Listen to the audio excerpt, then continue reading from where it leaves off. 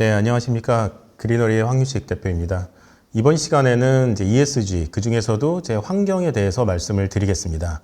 환경이 어떻게 구분이 되어 있고 어떤 이슈들이 있고 앞으로 어떤 주제가 이 안에서 펼쳐질지 말씀을 드리도록 하겠습니다.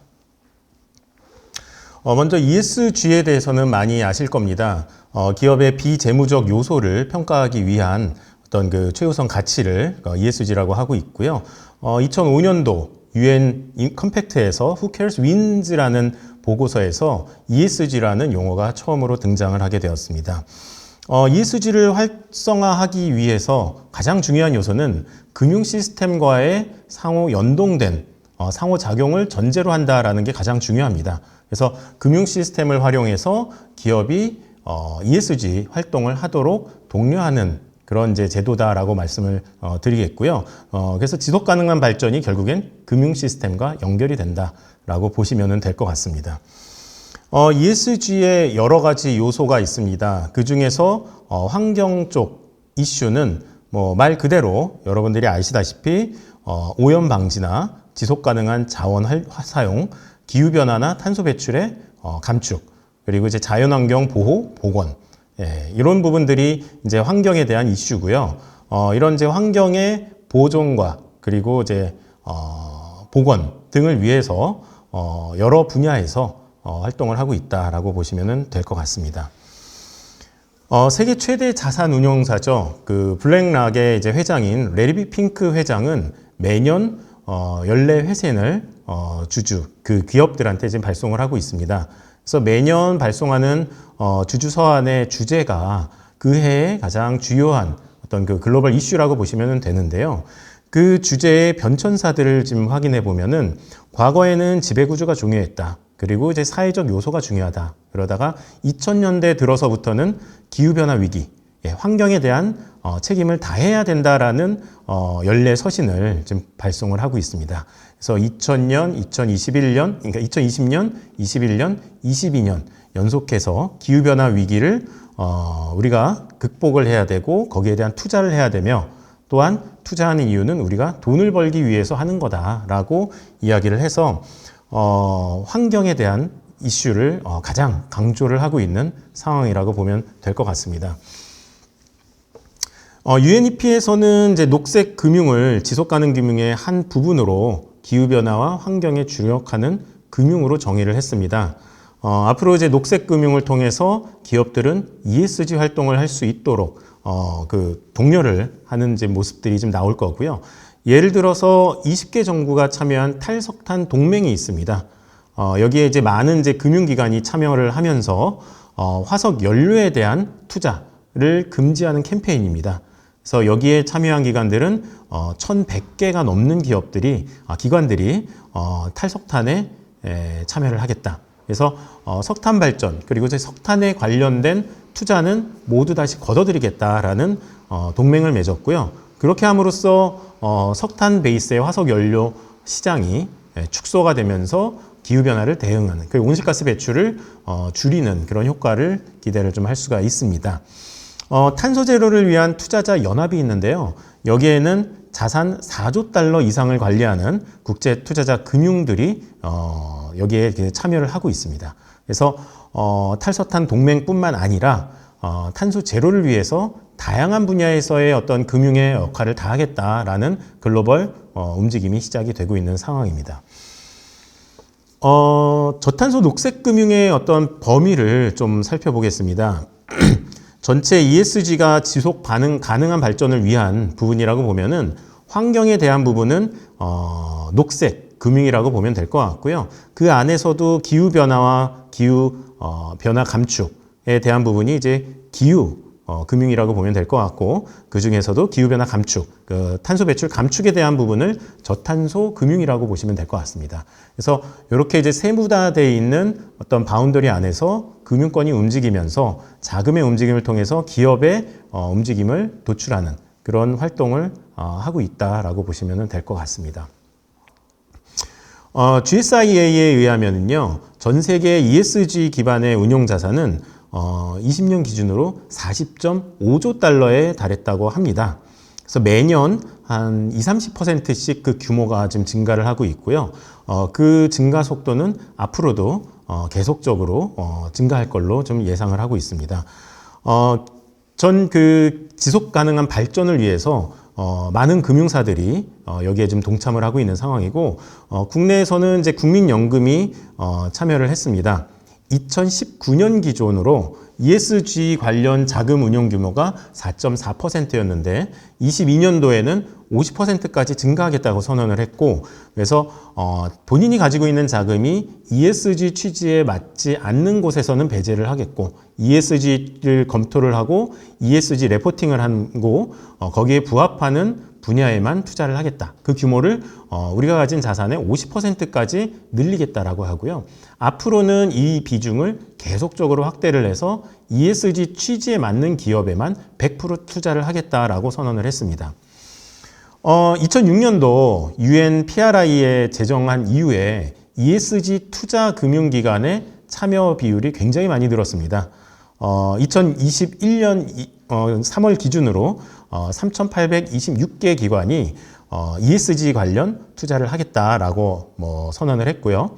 그 기관들의 그 운용 자금을 모두 더해보면은 121조 달러를 움직이는 그런 기관이라고 보시면 될 것 같습니다.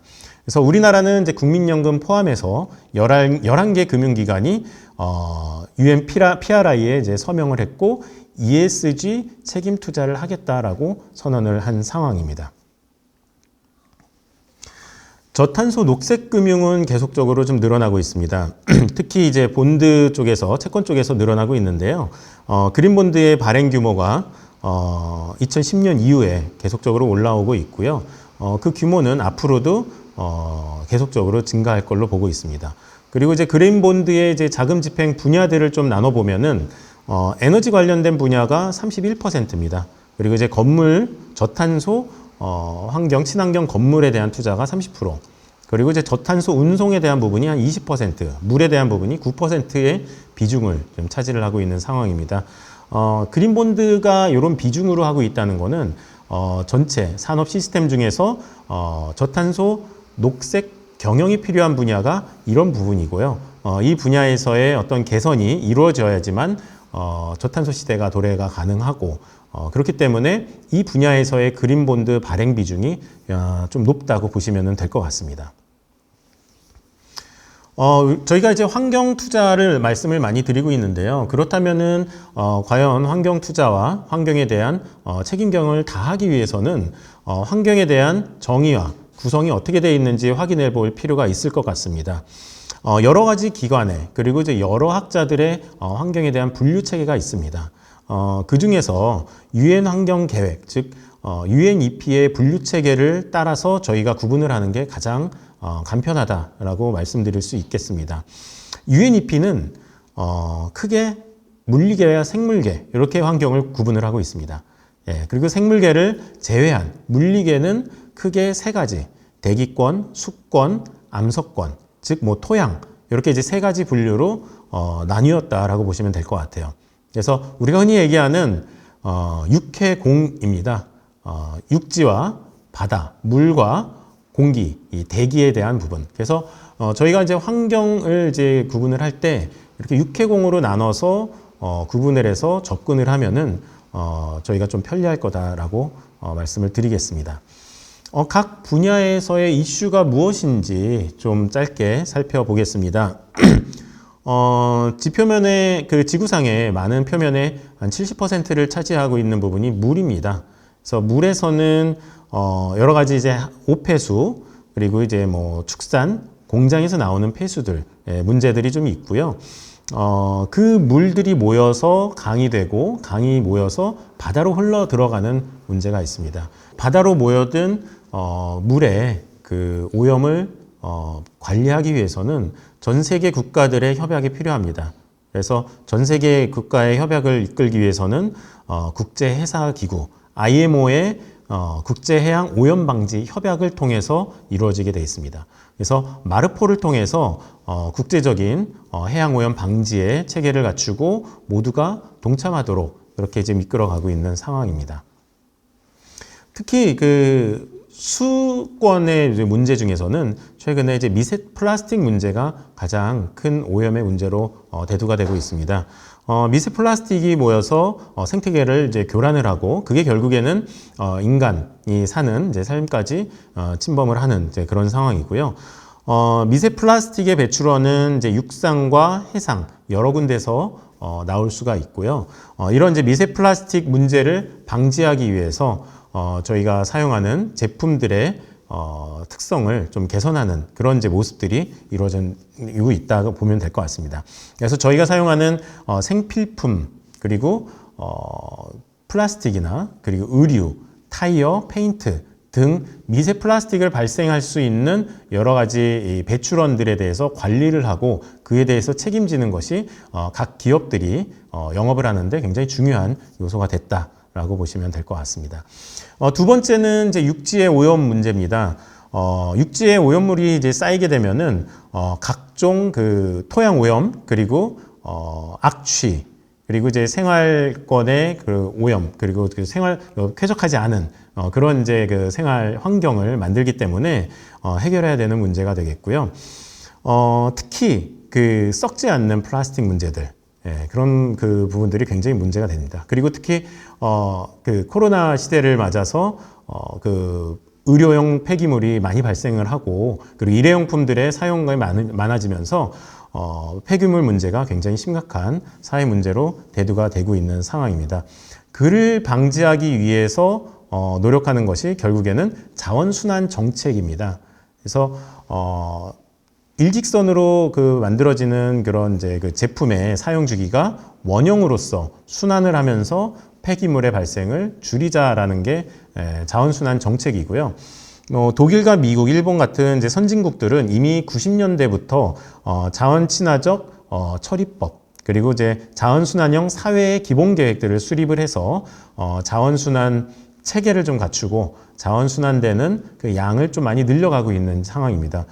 국내에서도 재작년에 자원순환 제정을 했기 때문에 순환 경제를 그 형성하기 위한 그 노력들이 각 기업과 그리고 지자체들에서 이루어지고 있다라고 보면 될 것 같습니다. 세 번째는 이제 기후변화 문제입니다. 대기권 문제인데요. 가장 큰 그 이슈가 되고 있고 그리고 이제 많은 이제 기업들이 기후변화 대응을 위해서 노력을 하고 있고 그 노력을 하지 않을 경우에는 굉장히 큰 도전에 직면하는 그런 분야라고 보시면 될 것 같습니다. 2015년 파리 기후 협약을 이제 채택을 하면서 각국은 지구 온도 상승을 1.5도씨 이내로 막기 위해서 탄소 배출을 줄이겠다라는 약속을 했습니다. 그래서 2050년까지 탄소 중립을 이루겠다라는 선언을 각국이 전 세계 대부분 국가들이 지금 했고요. 그 탄소 감축을 위해서 지금부터 이제 전 사회 경제 전반적으로 구조를 좀 바꿔가는 상황입니다. 그림에 보시면은 그 이산화탄소의 그 온실가스의 배출량은 지난 50년간 거의 한 3배 가까이 좀 증가를 한 상황입니다. 파리 기후 협약은 2030년까지 탄소 감축 목표를 중간 단계인 NDC를 발표를 하게 했고요. 우리나라는 40% 감축을 발표를 했습니다. 그리고 2050년까지 탄소 중립까지 도달을 하겠다라는 목표치를 발표를 했고요. 굉장히 도전적인 그런 목표이기 때문에 앞으로 사회 경제적으로 큰 변화가 있을 것으로 생각을 하고 있습니다. 기후변화의 문제가 굉장히 심각하다라고 많은 그 이야기들을 들을 수가 있을 겁니다. 지금 보시는 그래프들은요, 지구 온도가 상승함에 따라서 최근에 발생하고 있는 팬데믹의 빈도를 좀 나타낸 겁니다. 지기기온은 이제 평균적으로 상승을 하고 있고요. 지구 평균 기온이 상승을 하고 있고요. 보시는 바와 같이 글로벌리 발생하는 팬데믹의 발생 빈도가 계속적으로 좀 많아지고 있고 앞으로도 이 팬데믹 발생은 더욱 빈번하게 발생할 거다라는 게 기후변화의 가장 큰 또 문제점 중에 하나로 지금 이야기가 되고 있는 상황입니다. 이를 해결하기 위해서 이제 전 세계가 이제 많은 노력을 하고 있고요. 특히 최근에는 이제 파리 기후 협약이 본격적으로 발효가 되면서 2050년까지 탄소 중립 달성을 위해서 각국의 노력이 지금 시행이 되고 있는 상황이라고 보시면 될 것 같습니다. 교토의정서와 파리 기후 협약이 지금 다른 점은 교토의정서는 이제 선진국에게만 감축 의무를 부여를 했습니다. 반면 파리 기후 협약은 개발도상 국가까지 포함해서 전 세계 모든 국가가 탄소 감축에 동참을 해야 된다라는 부분으로 그 범위가 굉장히 좀 확대가 됐고요. 그리고 이제 교토의정서의 감축 목표는 5.2% 감축에 불과했습니다. 하지만 이제 파리 기후 협약에서는 100% 감축하겠다. 모두 다 이제 빵으로 만들겠다라는 게 파리 기후 협약의 목표고요. 그 중간 과정으로는 2030년까지 각국의 감축 목표를 또 취합을 하겠다라는 중간 목표를 발생을 했습니다. 그래서 교토의정서 대비 파리 기후 협약으로 오면서 굉장히 강력한 그 탄소 감축 목표 그리고 이제 그런 이제 도전에 직면을 해 있는 상황이고요. 그에 맞춘 이제 그 기업의 경영 전략이 필요한 현실입니다. 그러면 이제 온실가스가 되는 이제 배출 분야가 어딘지 먼저 좀 확인을 해야 될 것 같습니다. 가장 많은 온실가스 배출이 되는 부분은 전력 생산 부분입니다. 한 42%가량이 전력 생산, 유틸리티 분야에서 발생을 하고요. 그리고 이제 25% 분야가 수송, 교통, 그리고 해상교통, 항공운송, 이런 이제 수송 쪽에서 발생을 한다고 보시면 되고요. 나머지 한 19%가 산업용, 그 외가 주거용, 기타 분야에서 온실가스가 발생을 하고 있습니다. 그래서 이런 분야에 해당 분야에서의 온실가스 발생을 감축하기 위한 그런 이제 새로운 기술들과 새로운 산업이 형성이 되고 있고 그런 산업의 활성화되기 위해서 많은 자본들이 투입이 되고 있는 상황이라고 보시면 될 것 같습니다. 이런 온실가스 감축 목표가 미국과 유럽, 특히 유럽에서 가장 이제 적극적으로 좀 시행이 되고 있는데 이게 결과적으로는 관세 장벽으로 다시 좀 돌아올 걸로 좀 보고 있습니다. 그래서 저희가 온실가스 감축이 되지 않는 제품 혹은 굉장히 온실가스 배출을 많이 하는 산업 구조를 계속적으로 유지를 한다면 미리 준비한 유럽이나 미국과 무역을 함에 있어서 굉장히 큰 불이익을 당할 수밖에 없고요. 글로벌 이제 공급망에 들어가기 어려운 문제에 직면을 합니다. 그렇기 때문에 이런 이제 탄소 감축에 대한 이제 정책은 같이 수행을 해 나가야 되는 이제 그런 현실이 지금 시작됐다고 보면 될 것 같습니다. 탄소 감축을 위해서 글로벌 이제 감축 노력을 많이 하고 있고요. 정부가 주도하는 의무적 시장과 그 외에 자발적으로 감축 노력을 하는 자발적 시장으로 나뉠 수가 있습니다. 우리나라 같은 경우는 이제 배출권 거래제라는 의무 시장이 존재를 하고요. 그 이외에는 기업들이 자발적으로 탄소 감축을 하겠다라는 이제 선언들을 많이 했습니다. 탄소 중립 선언이나 그리고 이제 앞으로의 뭐 50%, 60%의 감축 목표들은 모두가 이제 자발적인 선언들이고요. 이런 자발적 선언들을 실행하기 위해서 자발적인 탄소 감축 노력들을 앞으로 해 나갈 것으로 보고 있습니다. 글로벌 기업들은 이미 자발적 탄소 시장에서의 감축 노력들을 활발히 하고 있습니다. 대표적인 경우로는 이제 마이크로소프트를 좀 들 수가 있고요. 마이크로소프트는 이미 탄소 중립을 실현을 했고요. 지금까지 발생한 탄소 발생량까지도 없애겠다라는 노력을 하고 있습니다. 그래서 앞으로는 탄소 흡수를 통해서 과거에 발생한 탄소의 발생량을 상쇄시켜 나가겠다라는 지금 노력을 해서 가장 굉장히 앞서가는 이제 탄소 감축 목표를 지금 실행을 좀 하고 있는 상황입니다. 이들이 하는 그 일 중에 하나는 탄소 감축 사업들을 굉장히 다양하게 투자를 하고 있습니다. 그래서 하나의 그 비즈니스만 이제 프로젝트만 가져가는 것이 아니라 전 세계가 감축할 수 있는 목표 그리고 각 지역별로 활성화될 수 있는 프로젝트들을 선별을 해서 다양한 감축 활동들을 지원을 하고 있는 모습이라고 보면 될 것 같습니다. 두 번째는 이제 애플인데요. 애플은 이제 자체적인 이제 감축 노력도 하지만 그것만으로는 부족하다. 그래서 공급망에 들어와 있는 나와 거래를 하는 기업들까지도 탄소 감축을 이끌어내겠다라는 정책을 수립을 했고 그를 대외적으로 실천을 하고 있는 상황입니다. 그렇게 함으로써 스콥 1, 2뿐만 아니라 스콥 3까지도 감축을 독려하는 상황이고요. 그래서 아리백 동참을 지금 이야기를 하고 있습니다. 그래서 아리백을 선언한 기업들만 우리와 관계를 할 수 있고, 아리백 선언을 하지 않으면 우리하고 관계를 할 수 없다. 이렇게 해서 본인들의 어떤 이제 관계된 기업들까지도 탄소 감축에 동참하도록 독려하는 활동을 해서 그 감축 활동이 사회 전반적으로, 글로벌 전체적으로 퍼지는, 확산시키는 그런 역할을 하고 있다라고 보시면 될 것 같습니다. 네, 이상으로 ESG 환경의 이 개념과, 그리고 이제 금융의 역할, 그리고 각 환경의 정의, 그리고 각 분야별 노력들, 특히 기후환경 변화에 대해서 어떻게 글로벌 트렌드가 진행되고 있는지 말씀을 드렸습니다. 감사합니다.